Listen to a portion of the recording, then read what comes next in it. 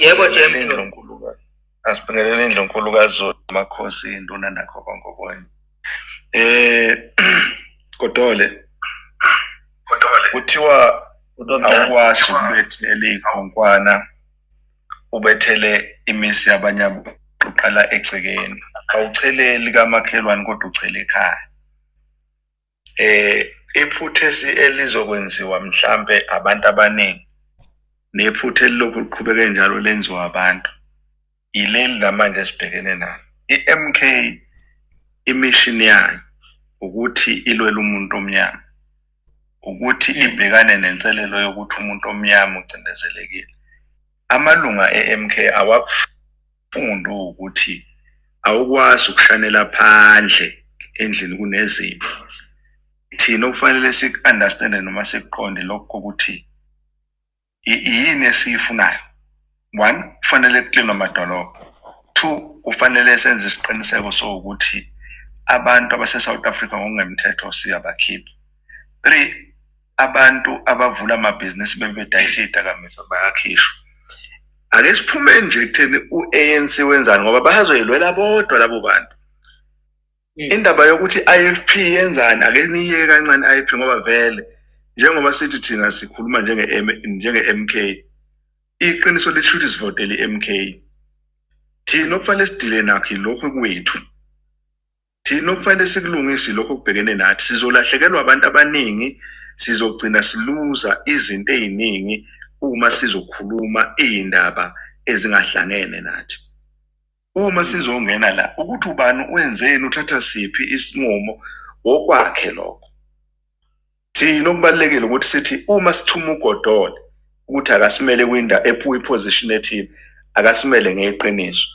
Ngiyacabanga ukuthi ezinye zezinto okufanele sizenze eKZN naseGoli ileyo ukuthi kube khona mhlambe usuku oluzomenyezelwa nje lube lolo ukuthi sicela wonke umuntu oyilunga lo-MK siyacela ukuthi silekelelwe siyophaphatha ngeqiniso ukuthi mhlambe sicela ukuthi kube khona noma umetro noma yini.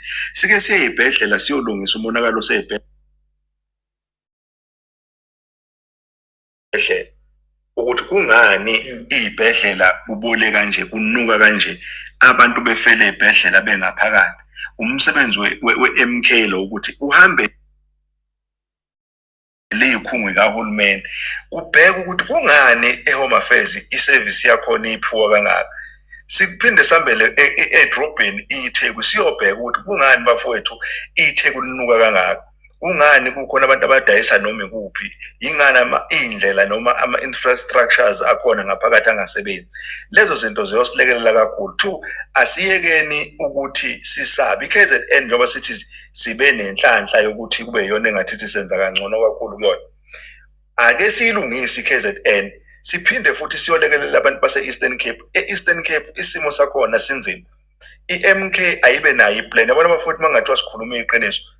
Phela bafuthi ukwenza ushintsho empilweni akudinga abantu abawu-5,000 but sidinga ukuthi abantu mangathiwa onke amalungu e-MK sivumelana ngento eyodwa ukuthi njengamanje njenge-MK si-project yethu ukuhambela noma ukulungisa izinto ezithile.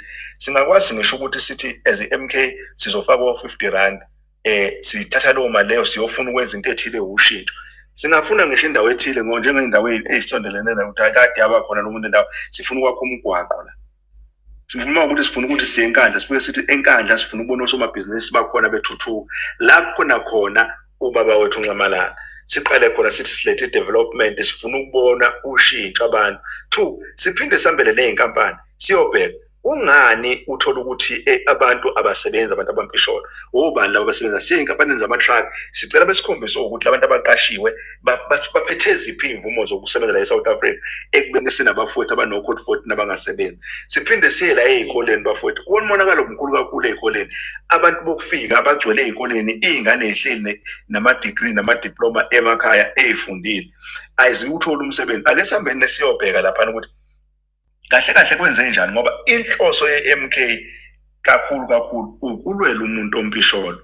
Asisi kwi-MK ngoba sithi sizolwisana nabantu abathi bakhona umuntu okhona ngemvumo futhi wenza into eyiqiniso siyokuseka lokho futhi uma kuthiwa umuntu omhlophe usebenza ngeqiniso futhi wenza ukuthi umuntu omnyama impilo yakhe ibe ngcono siyokuseka futhi lokho. But what is more important kodwa ile yokuthi thina as MK ake silungise i-purpose ne-vision what we want thina as MK sifuna thina. Asike sime kancane ngaleyo ukuthi sigijime sikhulume ngabantu abangekho la ontuli abakwenzayo kufanele bona kulungele bona. Siyababongisa ukuthi bathola ama-position abawatholile futhi siyancoma ukuthi bawatholile. But thina njenge-MK sifunani kwi-team, sifunani thina emakhaya, sifunani thina ey'koleni, sifunani ukuyibona e-Eastern Cape. Ake sime ngokuthi sithi i-Eastern Cape ayisivotela asibasize sibalekele laba futhi bakhombise ukuthi bekuyini inhloso yethu sithi abese kwi-MK. Ubaba uNcamalala usekwenzile konke ibhola liselikuthina manje. Asekho isidingo sokuthi silokhu sithi sibuyele emuva sifuna ukulwa. But what we want ukuthi silungise iy'ndawo iy'ngqalasizinda zikahulumeni. Njengoba sikhuluma ngerenk fanele siye emarenki Godolo siyobheka ama-toilet. O-driver bayasebenza bathwala umphakathi. Akufanele ngabomasipala baba-provide ngabantu abazoklina ama-toilet. Akuphinde futhi kube khona lento elungiswa ukuthi amarenki angaboli, kube khona iy'ndawo ezizobekelelwa amarenki. Ama-taxi maningi bayasa abantu. Akukwazi ukuthi ama-taxi angaba yisiminyaminya endaweni eyodwa. Konke lokho kufanele sikusukumele. Umsebenzi we-MK mkhulu kakhulu. Yabona mkhulu kakhulu umsebenzi wethu ngale ndlela yokuthi abancane abantu kunomsebenzi njengoba kukhona ne-EFF ekhomba ukuthi ikhomba ukuba nomqondo ocishe usondele kwethu. Asiyeke ukucwasa abantu bafowethu ukuze kuzosebenzeka. Asithi lona obona ngesensinalo simsondeze eduzane makukhona lapho kufanele simlungise khona. But leyo ukukhuluma namaphathi ama-opposition parties o-ANC o-IFP o-DA no asimeni lapho bafowethu manje sesidlulelwe isikhathi lonto expirelwe isikhathi and izosiphazamisa size silahlekelwe nawo umbono esinawo. Kanti umbono muhle futhi ufuna ukusetshenzwa and asihlale kuwona Godolo. Ngiyabonga. Ngiyabonga kakhulu bhuti omdala, siyabonga.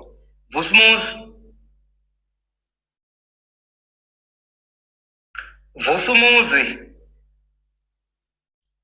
yamahla ngicela sibambaneni siye phambili. Umkhonto never uphele ukulwa angeke kusasiza. Amanzi asechithekile ngalenze kangaka futhi kuzoze kube sekugcineni kufanele ukuthi silwe ngoba iyodwa into esilwelayo ukuthi sikhululeke. Ukhululeke ukuthi yaphela mfethu. Cha Godolo mina angifuni ube ngathi ngumuntu oku-addressayo yabona. Engathi ngikhuluma ukuthi mhlawumbe ngiyakubonisa or mhlawumbe ngendlela yami engibona ngayo. Ngifuna nje ukubuza mfethu ngoba wena sasinawe Orlando. Wawukhona lapha ngabona istage lapha ngangeke futhi ngize kuwe ngoba ngangifuna nje ukutshela ukuthi ngihlala eOrlando vele. Ngangifuna nje ukubonga mfethu mina kodwa ngibuye eKZN eMpangeni eBuchanan ngifuna indawo ukuthisa eBuchanan eMpangeni.